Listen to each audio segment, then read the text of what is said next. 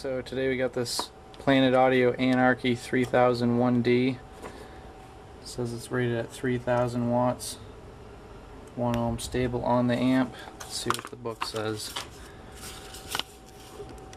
Book says max power at 1 ohm is 3000, RMS power at 1 ohm is 2100, RMS power at 2 ohm is 1500, and RMS power at 4 ohm is 1000. Let's see, what's the distortion rate on this?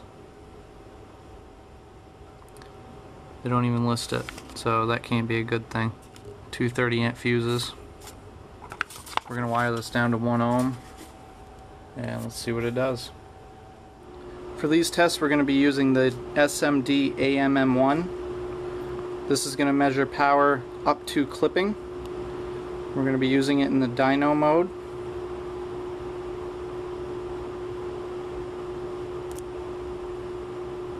So this is going to measure power up until clipping. So as soon as it hits clipping, that light will come on and it's going to register the highest number it saw before clipping.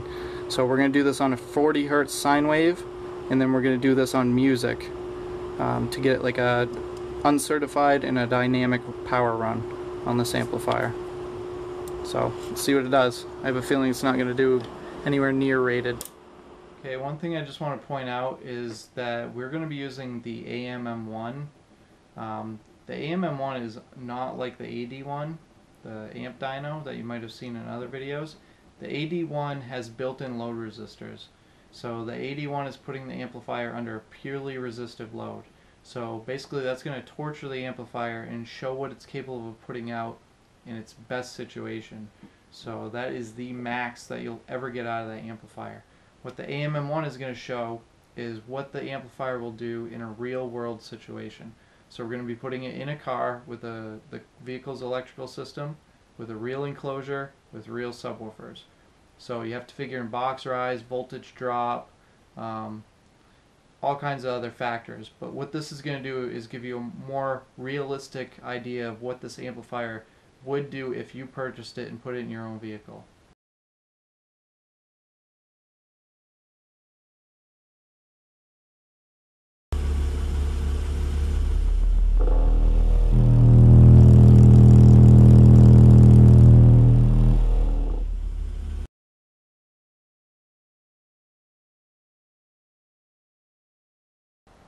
Okay, so as you saw, 328 watts on a 40 hertz sine wave.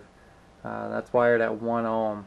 So with box rise it'll be a little bit higher, but still that's not anywhere near its rated wattage. Hopefully on music it'll do a little bit better. Music will have a different range of frequencies, so some of those will have a lower box rise and it should put out more power. So hopefully it'll get near its rated wattage, but right now I don't have hope that it's going to get anywhere near that.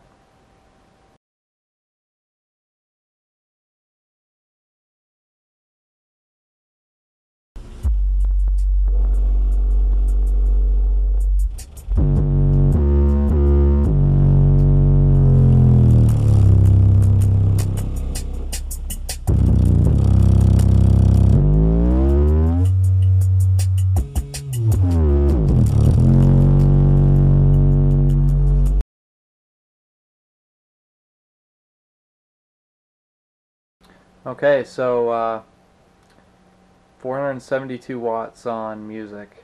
So again, that's really sad. Nowhere near what it was rated for.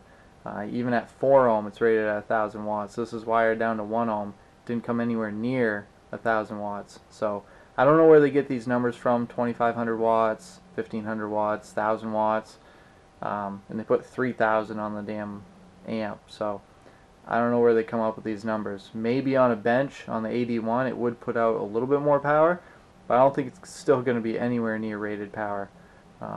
So it's pretty sad that they have to do that. I think these amps go for like $100 online, and for around 500 watts that's still not a bad deal, but it's pretty sad that they have to overrate them that much to try to sell them. I don't know why they just don't put 450 watt on the box or 500 watts. But I guess they gotta do what they need to do to sell these things.